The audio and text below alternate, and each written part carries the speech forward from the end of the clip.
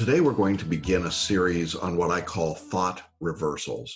These are some of the concepts that we've learned in law school, in education generally, maybe in the practice of law, probably in taking the bar exam previously. All ideas that many of us have gained that probably aren't correct, and that if we examine those ideas and if we put a spotlight on those ideas and really take a good hard look at them, we may discover that some of them simply aren't true, or they don't serve our best interests, or they at least ought to be examined more closely and questioned more closely than they have been. In other words, some of the old sayings and bromides and things that we take for granted may actually not be accurate at all. And the first of those that I want to talk about today is a thought reversal around the concept that if you can know enough information, you can get to the right result. In other words, the underlying assumption is that you need to know more information. Now, I've talked in other places about this concept of knowing more information, and I've likened it to the difference between a water bucket with holes in it and a waterfall. Now, here's the way that the thought reversal works out in this particular area. We want to move from this statement: you can figure out the answers if you know enough information. That's the initial statement. That's the one that most people take as being a given or being a truth, certainly around the bar exam. If I know more information, I'll get the right answer. So the result of that, the net result of that, the logical result is I should study more, I should learn more, I should know more. The concept here is that you have an empty bucket. And as you put more information into the bucket, you know more, and then you have more ability to answer a question. The problem, of course, is that our buckets, our mental buckets, have big holes in them. We can't remember everything. We can't learn everything. We can't know everything. That's the theory. And therefore, as we pour water into this bucket, the water of information, some of it is going to spill out, some of it's going to leak out, some of it's going to just pour right through those holes. And so we're constantly in that battle to keep filling the bucket, a little bit like Mickey Mouse and the Sorcerer's Apprentice, for those of you who are old enough to remember that. And the idea is that you just keep filling and filling and filling the bucket, and yet you're never really getting it full. It's frustrating and it's discouraging. And the result for a lot of people on the bar exam is that they just don't get the results they want, in spite of having studied really hard, put in a lot of hours, put in a lot of effort, and being intelligent people. All right, so if that's the beginning thought pattern, where do we want to reverse that to? Well, I would make this statement instead of the first. I would say you already know the answers, you just have to ask the right question. We say it again. You already know the answers, you just have to ask the right question. And here we are moving from the empty bucket up into the concept of the waterfall. Instead of an empty bucket that we're trying to fill, now what we want to do is to assume that you have all the water you need. It's a huge waterfall. Think of the Hoover Dam. Plenty of water, not a problem. In fact, too much water. So what did they do at the dam? Well, they backed it up and they started to use it and push it through certain channels to make it productive, to make it incredibly powerful and useful. That's the idea. If you know where to direct the information, then it is incredibly useful to you, and you don't have to worry about running out. You have plenty of water, you have plenty of information, you have plenty of knowledge. Now you can imagine how those two paradigms stacked up against each other create a completely different approach to studying and learning. If you think you're continually trying to have to fill up a bucket that's empty, you can see that you're going to spend your time frantically trying to get more information. On the other hand, if you assume that you already have the information and that it's come from your life experience, from your previous studies, from your law school, from your practice, from everything that touches you every day, and that all you have to do is figure out what the right questions are to ask so that you can retrieve the right pieces of information, then everything changes about the way you handle test taking. Now, I recognize that what I've just said is abstract, and some of you, even after hearing this, though I think it's quite logical and reasonable, some of you will say, but that can't be, because everything I've learned in law school and everything I've learned in education generally says I got to learn more and know more. Well, I understand that, but because it's the way it's always been done doesn't mean it's necessarily the best way to do it or the way that's most productive. And I would certainly say when it comes to law school education, there's probably no more regressive form of education in any field today than in law. This is still an area that really harkens back to the 1800s. And a typical law school today in America is not all that different than what you would have seen in 1875. And so the reality of the way we understand how people learn and how they take tests has dramatically changed. Now, in other episodes and videos, I've talked about something called the natural brilliance model, and I've described the confluence of two big movements in our world. One has to do with the area of human potential and what we know, and the other has to do with test making, or something called authentic assessment. When you try to assess what people know rather than what they've memorized, you're able to take advantage of human potential. And that's what the bar examiners functionally have done, certainly over the last 10 to 20 years. The bar exam today does not resemble the test of 1970 in any way. It's still called a multi-state and there are still essays, but clearly what they're doing is very different, because what they're really interested in is what you know and not what you've memorized.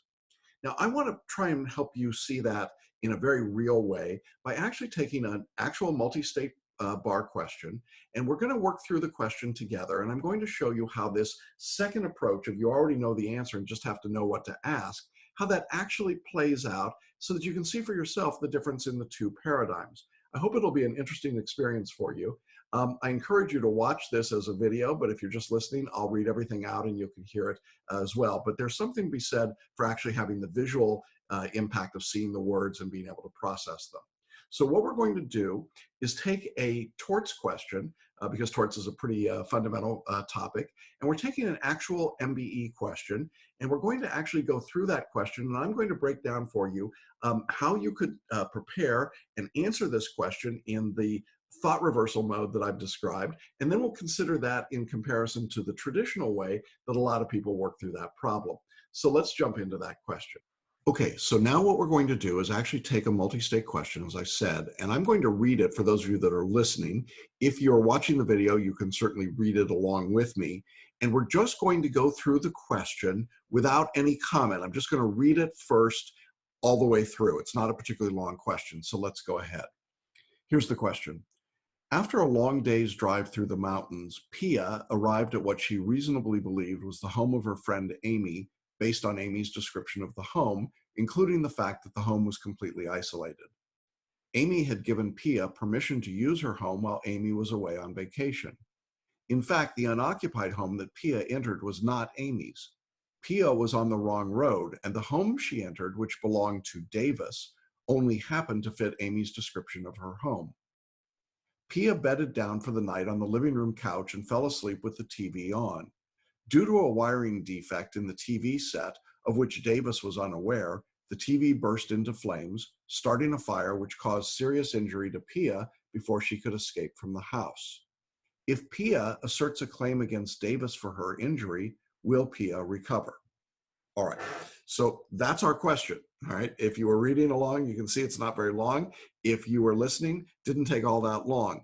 Now, I want to do the thought reversal process with you and kind of show you how this all works in the form of a question and how you can answer an MBE question.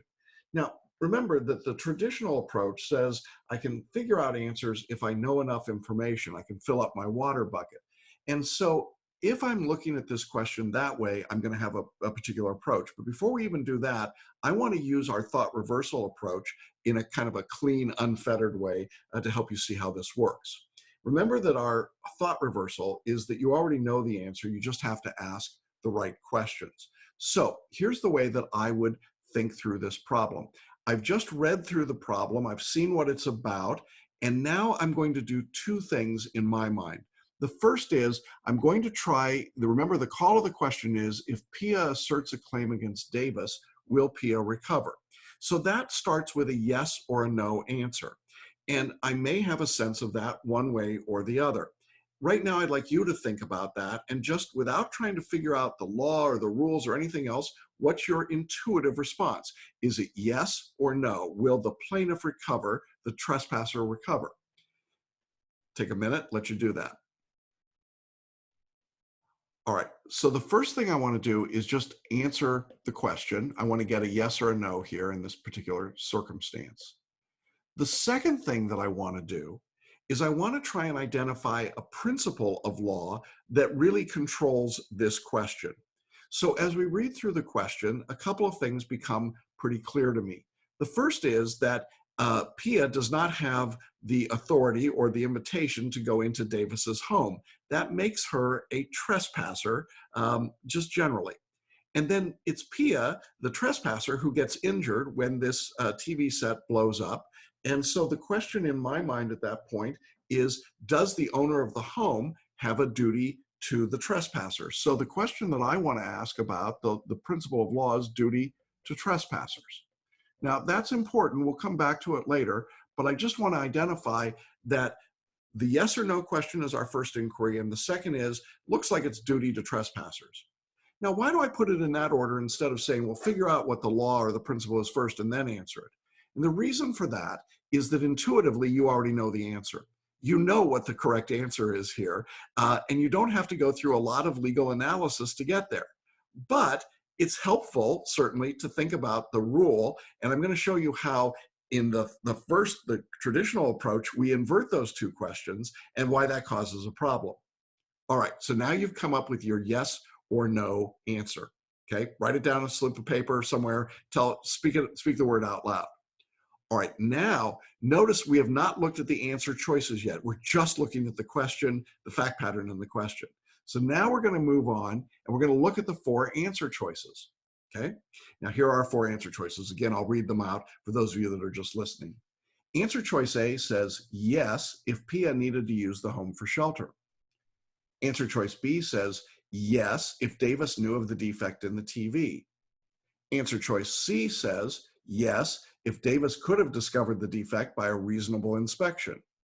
And answer choice D says no, because Davis had no reason to anticipate that Pia would be in his home. All right, now, those are the four choices. But remember, before we ever got to the four choices, we answered the yes or no question. Could Pia recover? How did you answer that question? Well, my guess is that most of you, when you answered that, said, it doesn't seem like Pia should be able to recover. She wasn't supposed to be in the house. Davis didn't know about the TV being bad. So it seems like no is the right answer. Therefore, you would have circled the letter D, no, because Davis had no reason to anticipate that Pia would be in his home. All right. Everybody with me so far? Hope so. If you said yes, well, you had three choices to look at there. And you could say, well, do any of those make any sense? We'll look at those each in a moment. But I think most of you would have said no, and there's only one no response to look at in that particular circumstance.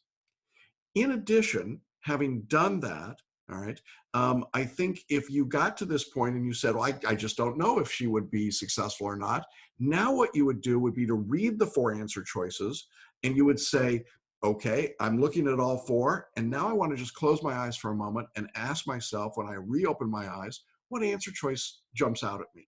What looks right to you? And then mark that and go on. Okay, so those are the two steps. Yes or no in this case. If I can't find that answer, then I'm going to just make a guess. But because my anticipated answer was no, it isn't going to be, she's not going to be able to recover. I look down here, I see a no. In this particular case, it's one no and three yeses. That makes it pretty easy. Even with the if words here, which could certainly change the interpretation of these answers, but I see one no word, it jumps out at me, and I answer the choice D.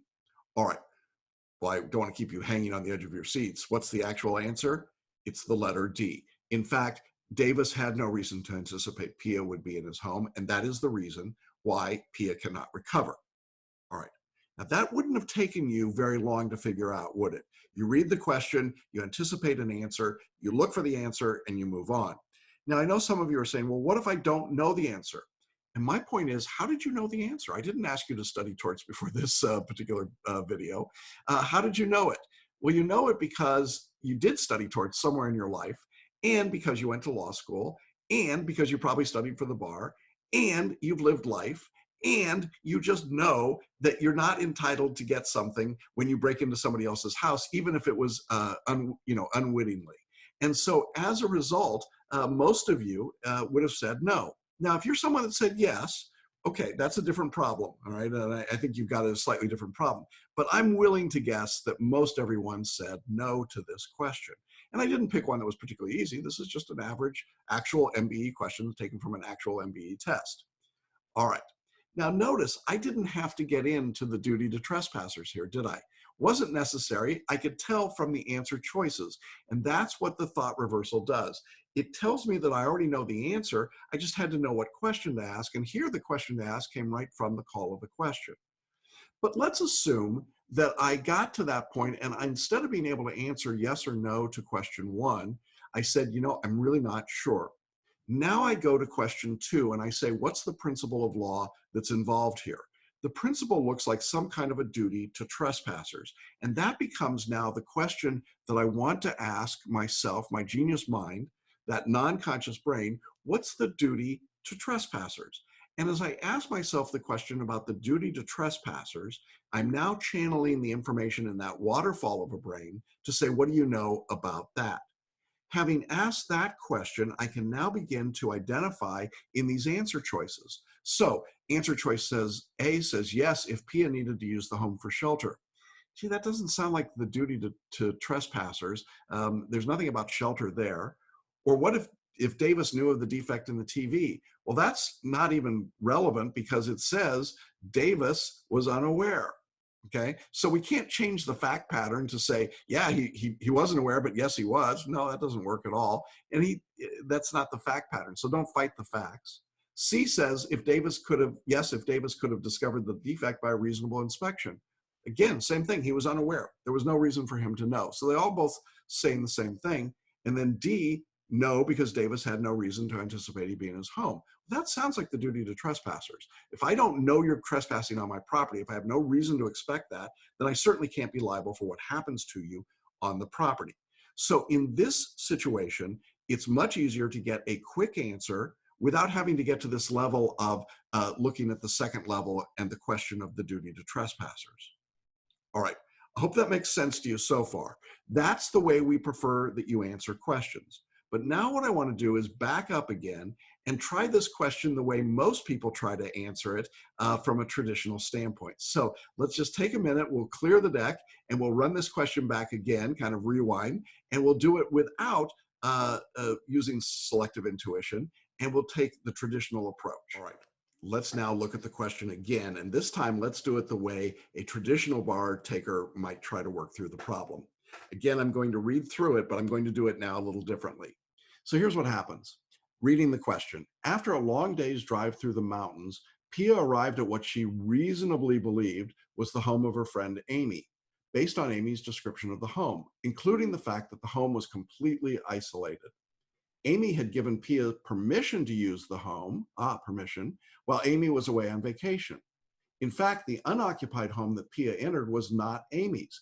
Pia was on the wrong road, and the home she entered, which belonged to Davis, only happened to fit Amy's description of her home. Pia bedded down for the night on the living room couch and fell asleep with the TV on. Due to a wiring defect in the TV set, of which Davis was unaware, the TV burst into flames, starting a fire, which caused serious injury to Pia before she could escape from the house. If Pia asserts a claim against Davis for her injury, will Pia recover?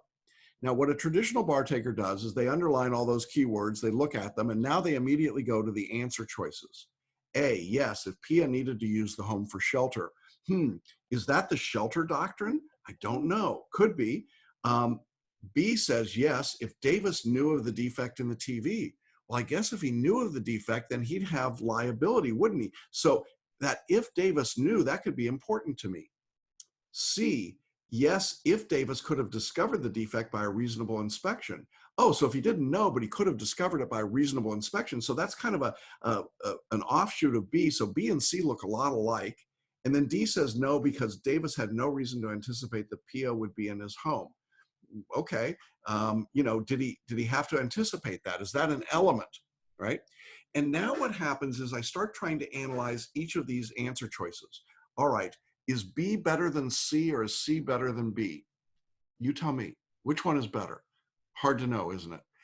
Is A better than B if Pia needed to use the home for shelter? I mean, is that an absolute reason for her? Maybe. What about these words like if, yes, if, or no, because? What does that mean? How do I analyze those? What's the anticipation that Pia would be in his home? What's that all about? And now what happens is I go back and I say, the duty to trespassers. And now what I'm going to do, if I'm a traditional bar taker, is I'm going to try and remember the elements to the duty to trespassers. Okay? Now, that's kind of an interesting moment when you do that, because you might be surprised at what comes up when you start thinking about the duty to trespassers. In fact, you start working through it and you say, well, is there a duty to trespassers around dangerous animals or dangerous conditions? Oh yeah, that gets back to that whole idea about reasonable inspection and definitely knowing the defect. What are the elements to the duty against trespassers? I'll wait. You can tell me what they are. No, you can't? Yeah, it's because in order to learn all of the elements of the duty against trespassers, you'd have to set up a mnemonic, you'd have to make flashcards, and when you learn that, it would undoubtedly push something else out of your brain. So in other words, as you try to fill up your empty bucket with all of that information, what's happening? Well, a lot of it is leaking out while you're trying to put the water in. And now you don't know what to do with the question, and so you start wrestling with it. Oh man, I mean, it could be this, could be that. And you start trying, well, does she need that shelter doctrine? I don't think that's right. I'll eliminate A. Now what do I do with B and C? Boy, those sure look good to me. Well, maybe I can figure that out. What do I do with D? I mean, that's the only no answer. I don't know if it's yes or no because I'm trying to analyze the answers instead of thinking about it. You see the problem that you get worked up into? Now, let me make the problem even more difficult for you. Let me tell you that you only get 90 seconds to answer the question. Now, I've spent more than 90 seconds just underlining, reading, and analyzing it, talking it out for you. 90 seconds? How can I possibly do that? In fact, it might take you 2 minutes to do this question, and this is a short question. What are you going to do? You're going to run out of time. You're going to lose. Why? Because what you've been doing is trying to figure out the answers if you know enough, but you can never know enough.